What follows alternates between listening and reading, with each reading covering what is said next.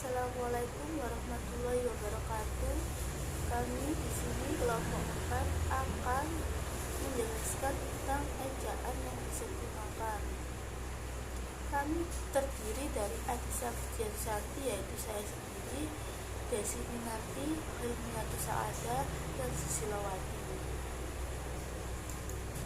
Pembahasan yang akan dibahas dalam ejaan yang disempurnakan, yang pertama adalah kita harus mengetahui apa itu ejaan yang disempurnakan. 2. Cara penggunaan ejaan yang disempurnakan yang benar pada penulisan huruf dan kata. 3. Cara penggunaan tanda baca yang benar sesuai ejaan yang disempurnakan. Kita masuk di pengertian ejaan yang disempurnakan. Ejaan yang disempurnakan, ejaan adalah keseluruhan peraturan bagaimana melambangkan bunyi-bunyi ujaran, bagaimana menempatkan tanda-tanda baca, bagaimana memotong suatu kata, dan bagaimana menggabungkan kata-kata. Ejaan yang disempurnakan sendiri artinya adalah tata bahasa dalam bahasa Indonesia yang mengatur penggunaan bahasa Indonesia dalam tulisan, mulai dari pemakaian dan penulisan huruf kapital dan huruf mirip. Ejaan yang disempurnakan di sini diartikan juga sebagai tata bahasa yang disempurnakan. Selanjutnya, penggunaan ejaan yang disempurnakan yang benar pada penulisan huruf dan kata akan dijelaskan oleh Hilmiatus Saada. Saya, Hilmiatus Saada, akan melanjutkan pembahasan tentang penggunaan ejaan yang disempurnakan yang benar pada penulisan huruf dan kata. Yang pertama, penggunaan huruf kapital. 1. Jabatan yang tidak diikuti nama orang. 2. Huruf pertama nama bangsa. 3. Nama geografi sebagai nama jenis. 4. Setiap unsur bentuk ulang yang sempurna. 5. Penulisan kata depan dan kata sambung. Kemudian penulisan huruf miring. 1. Penulisan nama buku. 2. Penulisan penegasan kata dan penulisan bahasa asing.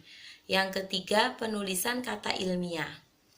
Kemudian penulisan kata turunan. 1. Gabungan kata dapat awalan akhiran. Yang kedua, gabungan kata dalam kombinasi. Selanjutnya, penulisan kata gabungan. 1. Penulisan gabungan kata istilah khusus. Yang kedua, penulisan gabungan kata serangkai. Selanjutnya akan dibahas oleh Bu Susilowati.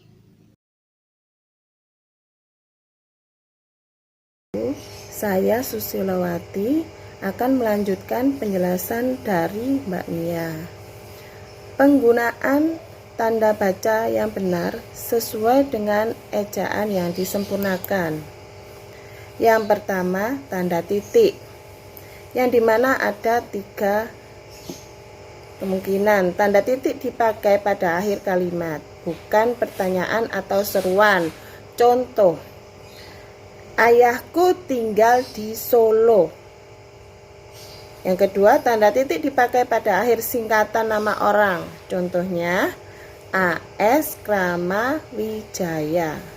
Yang ketiga, tanda titik dipakai pada akhir singkatan gelar, jabatan, pangkat, dan sapaan. Contohnya, dokter. Yang kedua, tanda koma. Tanda koma di sini dipakai di antara unsur-unsur dalam suatu pemerincian atau pembilangan. Contohnya, saya membeli kertas, pena, dan tinta. Yang kedua, tanda koma dipakai untuk memisahkan kalimat setara yang satu dari kalimat setara berikutnya yang didahului oleh kata tetapi dan melainkan. Contohnya, saya ingin datang tetapi hujan. Yang ketiga, tanda titik koma. Tanda titik koma dapat dipakai untuk memisahkan bagian-bagian kalimat. yang sejenis dan setara. Contohnya, malam makin larut, koma, kami belum selesai juga. Tanda titik koma dapat dipakai juga untuk memisahkan kalimat yang setara. Di dalam suatu kalimat majemuk sebagai pengganti kata penghubung. Contohnya, ayah mengurus teman di taman di kebun. Ibu memasak di dapur. Saya sedang menonton TV. Yang keempat, tanda titik dua. Tanda titik dua dipakai pada akhir suatu pernyataan lengkap bila diikuti rangkaian atau pemerian. Contohnya, yang kita perlukan sekarang ialah barang berikut. Titik dua, kursi, meja, dan TV. Tanda titik dua sesudah kata atau ungkapan yang memerlukan pemerian. Contohnya, Ketua titik dua Ahmad Wijaya, Sekretaris titik dua S Handayani, dan Bendahara titik dua B Hartawan. Yang kelima, tanda hubung. Tanda hubung nyambung suku-suku kata dasar yang terpisah oleh pergantian baris. Contohnya, ada cara baru juga. Tanda hubung menyambung awalan dengan bagian kata di belakangnya atau akhiran dengan bagian kata di depannya. Pada. Tanda hubung menyambung unsur-unsur kata ulang. Contoh, kemerah-merahan, anak-anak. Yang keenam, tanda pisah. Tanda pisah membatasi penyisipan kata atau kalimat yang memberi penjelasan khusus di luar bangun kalimat. Misalnya, kemerdekaan bangsa itu saya yakin akan tercapai, diperjuangkan oleh bangsa itu sendiri. Tanda pisah juga menegaskan adanya aposisi atau keterangan yang lain sehingga kalimat menjadi lebih jelas. Misalnya, rangkaian penemuan ini, evolusi, kenisbisan, dan kini juga pembedahan atom, tidak mengubah konsepsi kita tentang alam semesta. Demikian penjelasan dari saya dan akan dilanjutkan oleh Ibu Desi Minarti. 7. Tanda tanya. A. Tanda tanya dipakai pada akhir kalimat tanya. Contohnya, kapan dia pulang ke rumah? B. Tanda tanya dipakai di antara tanda kurung untuk menyatakan bagian kalimat yang disangsikan atau yang kurang dapat dibuktikan kebenarannya. Contohnya, ia dilahirkan pada tahun 1683. 8. Tanda seru. Tanda seru dipakai sesudah ungkapan atau pertanyaan yang berupa seruan atau perintah atau yang menggambarkan kesungguhan, ketidakpercayaan, atau rasa emosi yang kuat. Contohnya, ayo cepat. 9. Tanda kurung. Tanda kurung mengapit tambahan keterangan atau penjelasan, misalnya DIP, dalam kurung daftar isi proyek, kantor itu sudah selesai. B. Tanda kurung mengapit keterangan atau penjelasan yang bukan bagian integral pokok pembicaraan. Misalnya, sajak Tranggono yang berjudul Ubud, dalam kurung nama tempat yang terkenal di Bali, ditulis pada tahun 1962.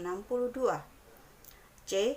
Tanda kurung mengapit angka atau huruf yang merinci satu oleh kurung tutup saja. Misalnya, faktor-faktor produksi menyangkut masalah berikut. Dalam kurung A. Alam. Dalam kurung B. Tenaga kerja. Dan dalam kurung C. Modal. 10. Tanda petik. Tanda petik mengapit petikan langsung yang berasal dari pembicaraan, naskah, atau bahan tertulis lain.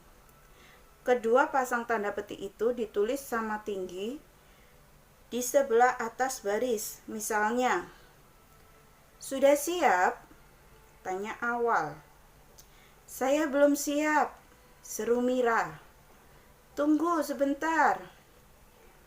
B. Tanda petik, mengapit judul syair, karangan, dan bab buku. Apabila dipakai dalam kalimat misalnya, bacalah bola lampu dalam buku dari suatu masa. Sekian presentasi dari kelompok kami. Apabila ada pertanyaan, kami persilakan.